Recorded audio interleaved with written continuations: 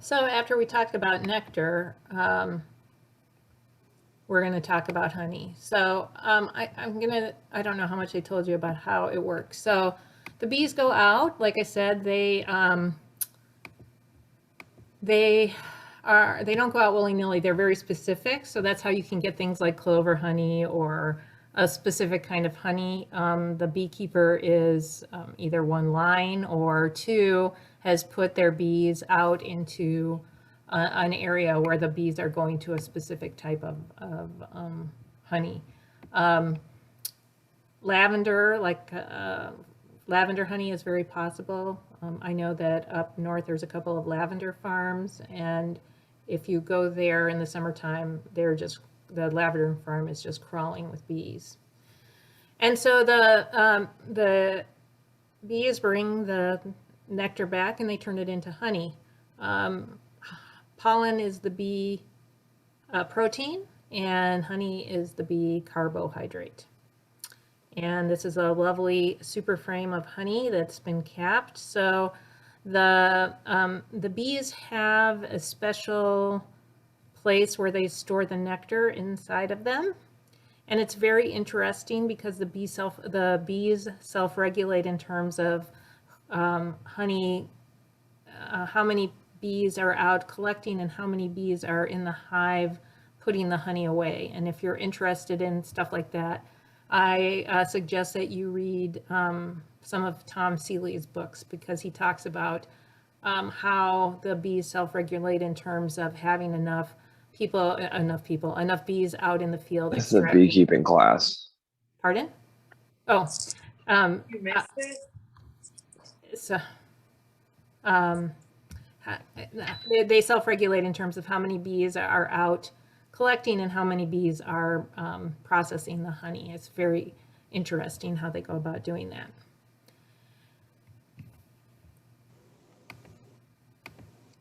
So the bees bring the honey back, or the nectar back. They put it into the cells and then they dehydrate it. So honey is nectar that has been dehydrated down to the point that it has somewhere between 16 and 18.5% of water. And when you're a beginning beekeeper, how much to leave in the hive is kind of a big question for the winter, because you want them to have enough honey that they can survive the winter. So in a two-framed Langstroth hive, that's interesting. I don't think we don't have the whole Langstroth full of honey. I would say in there, you want to have, you're hoping to have maybe 10 frames on the top have honey in them, and then maybe a few frames on the bottom. We don't really look as much at how much honey is in there as we look at the weight. So when you go into fall, I'd say mid-September, early October, you're looking for your entire two-body Langstroth hive to weigh between 100 and 120 pounds. Kevin was talking about a hive that's died this winter. It says, make sure there's approximately half bees and half stores. That hive went into this winter with too many bees. We could tell in October that there were too many bees in the hive, and since that time, they've either eaten through their stores or something else happened, but they have died. But the best way to determine whether or not your hive has enough honey is by the weight. I can tell you another story. We had a very dry year one time. Kevin and I weighed the hives in early July, and they were over 100 pounds, and we thought, oh, yay, we're set. And then we came back from vacation and weighed them again in early August, and the hives were down to about 90 pounds. And then we were like, oh crap, we better start feeding these now, because they're not going to have enough food to make it through the winter. Things to consider: winter temperatures, length of winter, type of bee, Um, yes, these are things that you should consider. In terms of us, winter temperatures, one of the things that we have started to do, and we've been doing this now for the last 3 or 4 years, is that we move our hives so that they are in front of our south-facing garage wall. This protects them from the wind, which is kind of important, and it also warms them up during the winter. Mary, have they talked about wintering over at all yet? I think that's a chapter or 2 down the way. Yeah. Preparing for winter. Okay, so I'm going to give you like a brief introduction to how bees work in the wintertime. Probably August, the queen starts to lay something called winter bees. Winter bees are different than the bees that are flying out to collect nectar in the summer. They're fatter and they're hairier. And these are the bees that are going to live longer. I don't know if they talked to you about how long a bee lives during the summer, but it's about 45 days. The worker bee lives about 45 days. Winter bees have to live from basically October until March, maybe later. So these bees live a lot longer than the typical bees that you're seeing flying around in the summertime. These winter bees encircle the queen. They form a ball around the queen in the wintertime. The ball expands and contracts depending on the temperature. The bees obviously have to eat in order to keep up the temperature around the queen. When the ball is tight, they cannot reach the honey on the frames away from the ball.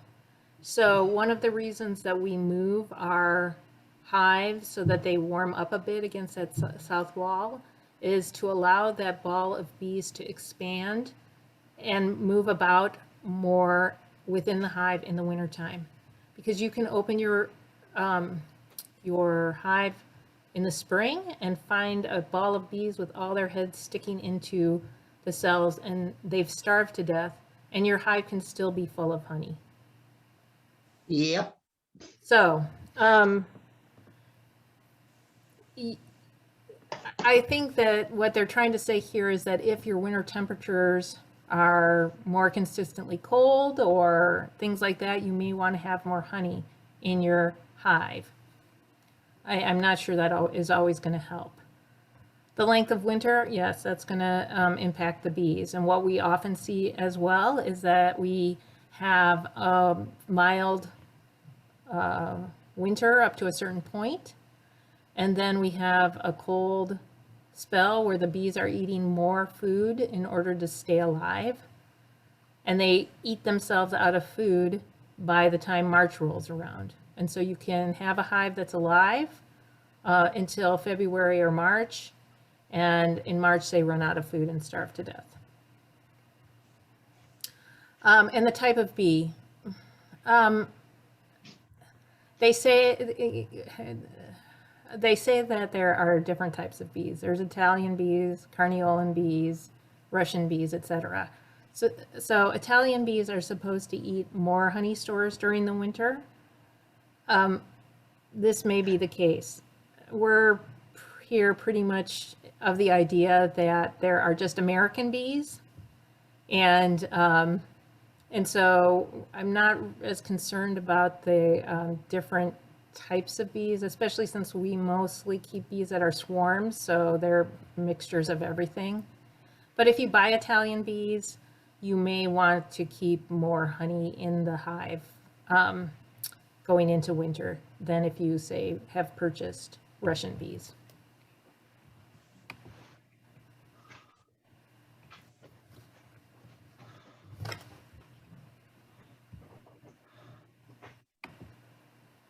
Oh, sorry.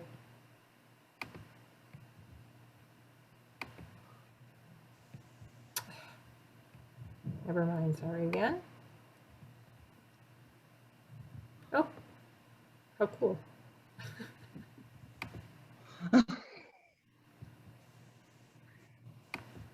You guys saw the subtitles? All right, sorry. I'll go back to. So, inspecting the hive. Basically, what you're doing going into winter is you're seeing how much honey there is. You may have created a honey bank. A honey bank is basically when you have too much honey in your hive, which can happen, and you want to take a frame out and put in an empty frame so that the bees have space to lay brood. You can store that frame in an airtight container or put it in the freezer. And in the fall, when you are getting your hive ready for winter, you can take that stored honey, if it's in the freezer, defrost it, bring it up to room temperature, and you can put that back into the hive for extra food for the bees. You want to see where the bees are in the hive. By the fall, they may be up in the upper part of the hive, and you may want to put them down in the bottom and put the honey in the hive up on the top. And I think they're going to talk about that more in overwintering. The thing is that in the winter, the bees move up into the hive. And so if your honey is in the bottom of the box, they're not going to be able to reach it as the winter goes on. In the bottom picture, you see a super frame full of honey. And over on the left-hand side, you see hives with supers on them. Basically, as the summer goes on and the bees are bringing more and more nectar in to turn into honey, they're going to fill up that upper box with honey. At least that's what you hope. And once that upper box is pretty much full of honey, that is when you can add the super. And the super, they will fill that with honey as well. And that is the honey that you can take and harvest.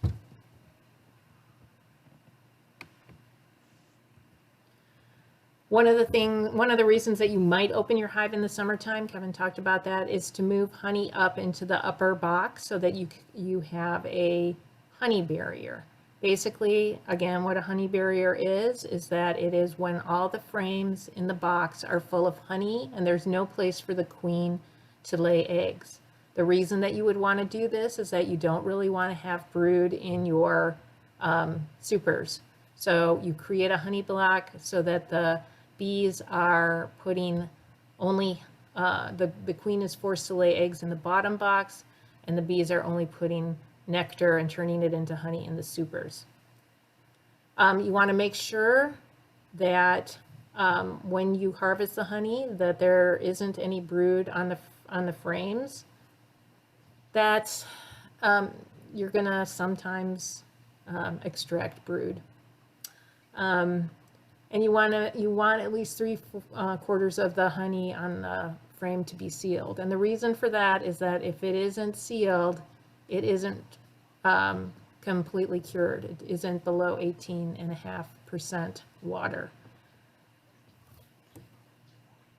And then it isn't really honey yet. So what can you do with your honey? Well, we've talked a lot about that. So you can honey bank it, which I talked about a little bit. You can extract, and there's a bunch of different ways to extract. You can extract it and make it into liquid, and there's a few ways to do that as well. You can do comb. If you have a top bar hive, you're probably going to be doing comb honey because it's next to impossible to extract without a frame. Or you can have a chunk of honey, which is essentially comb honey with.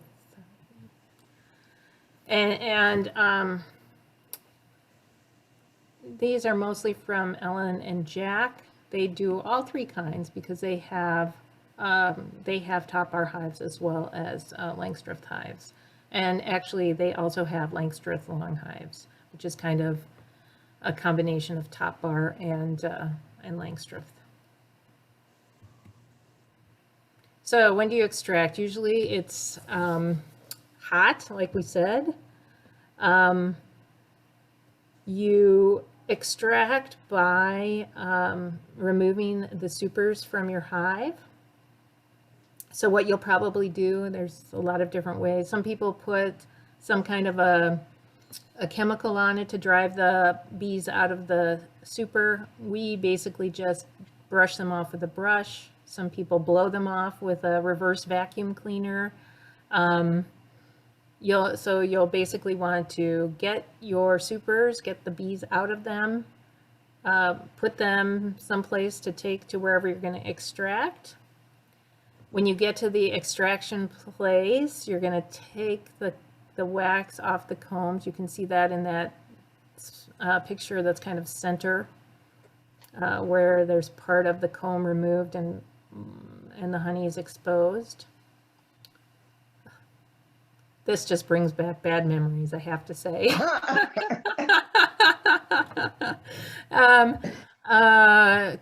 Removing the cap from the sealed honey is not a fun experience. So you see where there's the tables and the tablecloth. I think that's at Jim Miller's place. Jim has a big machine to take the comb off the honey. And it's basically very easy for him. He just lays a frame down and it goes on this machine and it takes off the caps. When you're doing it yourself, you probably can't afford that big machinery. And so you're either going to probably be doing it with a heated knife, or we have another setup which we like better than the heated knife. Some people only put 9 frames into their supers, so it's easier to get the comb out, because you probably know that the bees will build out to fill that bee space. And so if you have 9 frames instead of 10, they'll build out the comb a bit, and it's a little bit easier to slice off the caps of the honey. But that's not a fun part of the extraction. Then you place the frames in the extractor. You run it for a little while. You turn them around, you place the same frame in the extractor the opposite direction. You run that for a while. The honey comes out with the centrifugal force. You have to keep the room really warm because you want that honey to flow both out of the frame and into the extractor, and then out of the extractor into your buckets. You strain the honey through a strainer, and then you bottle the honey. And these steps take me 3 or 4 minutes to talk about. Extraction can take days. And so here are some extraction machines. You can see in the middle that there's a strainer on top of the bucket and off to the right, you can see there's a strainer on top of the bucket, and the honey is dripping into the strainer, and then it goes into the bucket. On the left is a hand extractor. I jokingly say that you don't want to buy this unless you have some teenagers that you really don't like, because it's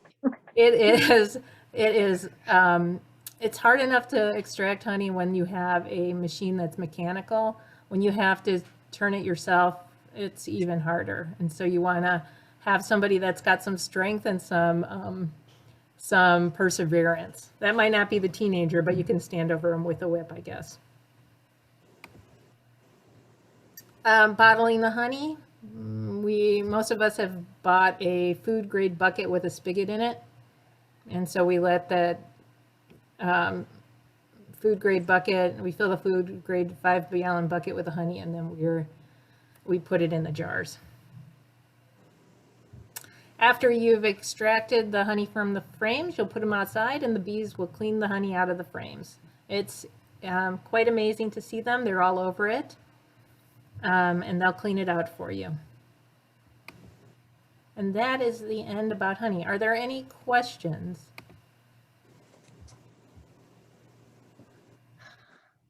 I don't have any on chat. And unmute yourselves if you want to ask a question, kids. So I didn't really talk about another way that you can extract that doesn't require an extractor. You can basically scrape the comb and the honey out of the frames, and then you can put it in some cheesecloth and drain it. It's kind of the crush and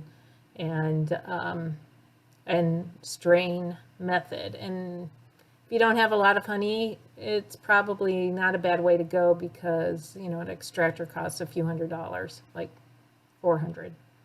an electric extractor. I don't know how much the hand crank extractors cost. Actually, they're more like 400 for the hand and 700 for the motorized. Well, we bought a motorized last year for WASBA and it was 400. Really? Where did you get it? You haven't bought it on Amazon. I don't know. Oh, Oh, I was going to say I extract some honey every year, partly to give to my neighbors for putting up with my bees. And I find it messy, but I'm not extracting a lot, and it's enough for us and the neighbors. And it's kind of become a late summer ritual. It's not that bad. So, Okay, you asked, can wax be harvested as well? Yes.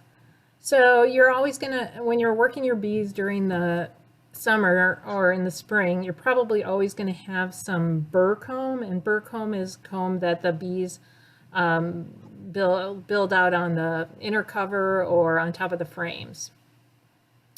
And you'll probably have to melt it down and strain it as well because it'll have dirt in it or bee parts or all sorts of stuff like that.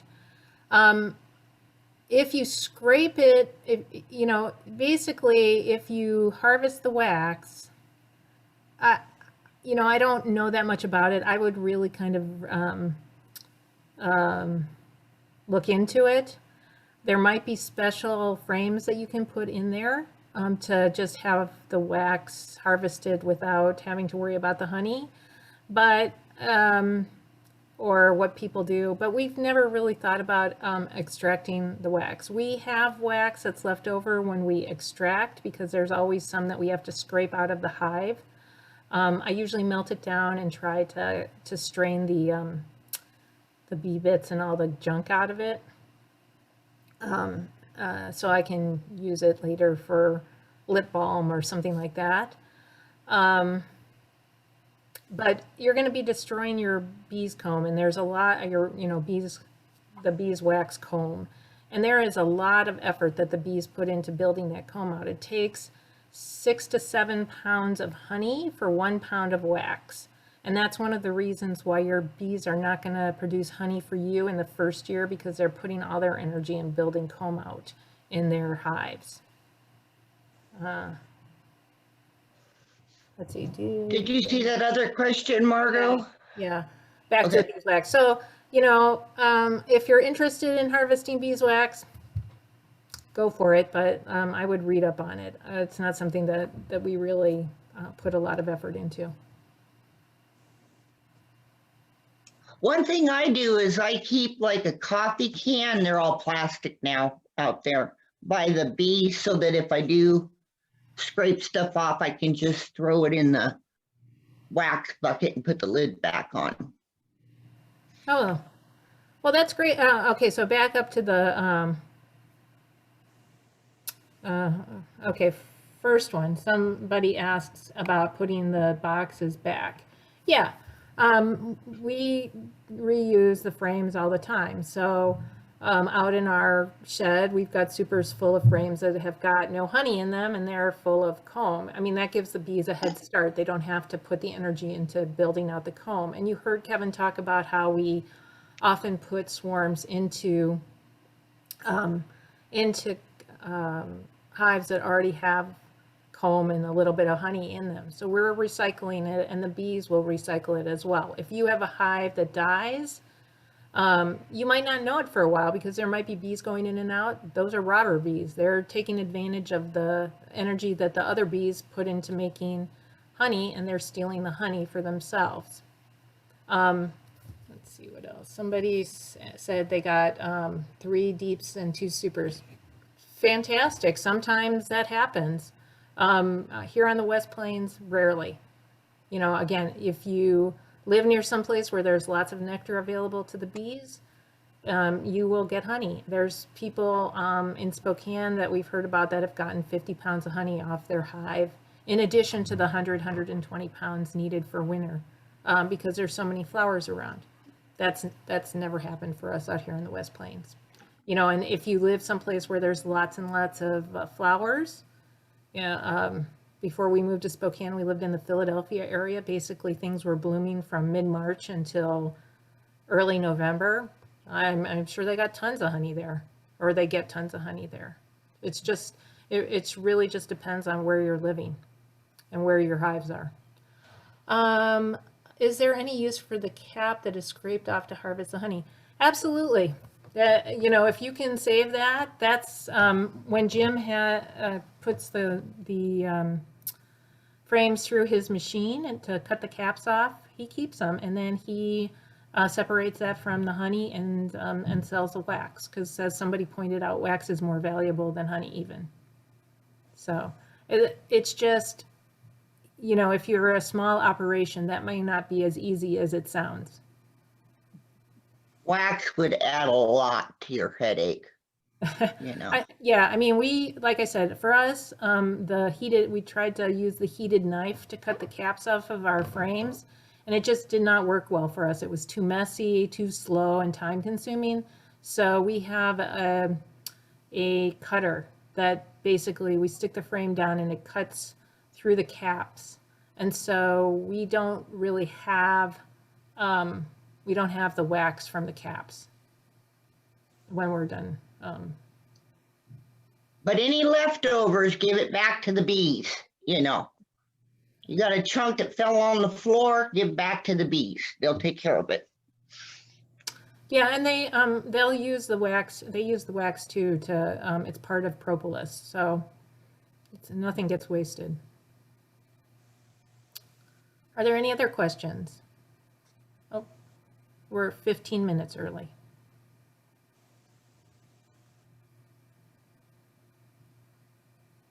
Any other questions about the class? Or bees in general. Yeah. Not that I can answer them, but. So did the bees in the south get out of there before it froze? I Because doubt I it. saw it. I doubt it. Yeah. But they might be able to survive, you know. Mhm. That was Yeah. a quick freeze.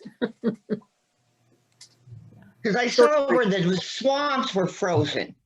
Yeah. You know. I think, Sherry, it's going to make a difference about whether or not they were in places where they're going to get wet and stay wet. Okay. Is there a service you can take a frame to extract? Not really. I mean, there is if you only have a few frames, do the scrape and drain method, because it's just not worth it to take it to somebody. Jim Miller used to do it, but he's got a list and he's not expanding that list because he's getting older. Sweet and Simple Apiary, which is, I think, somewhere out by Moran Prairie, they do it, but they don't want to do it for, 2 frames or 3 frames. They want you to have a bunch of frames. So it's, or you can like ask around at the club, and maybe there's somebody that has an extractor that'll let you borrow it, or let you come in and do it when they're doing it. Oh, Sweet is retiring? Didn't know that. Margot, there was somebody who tried to give the club a hand extractor and decided to keep it, and I thought they were willing to share it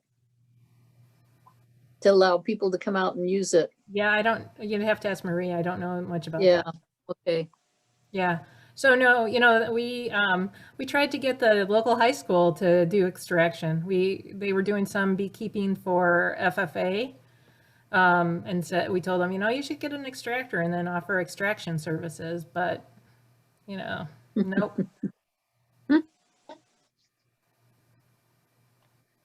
That's one of the downsides. There is really nobody that's going to extract for you.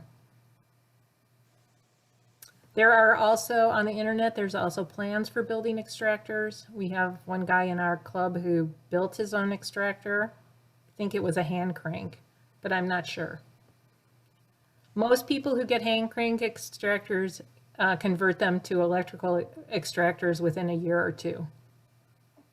I bet. Because they don't have teenagers that they want to torture.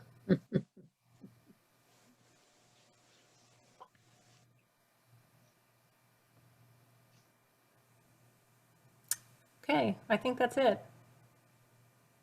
Righty. Tuesday evening is the last real class session, and be sure and be there. I think that's when we go over winter prep and pests and diseases. So those are two Yeah. pretty important topics. Very important, especially Yeah. especially pests and diseases, because if your hive is going to die, it's most likely because of mites. Yeah. So, and as I say, if you're having any troubles with the class, be sure and contact us. So I think that's it, folks.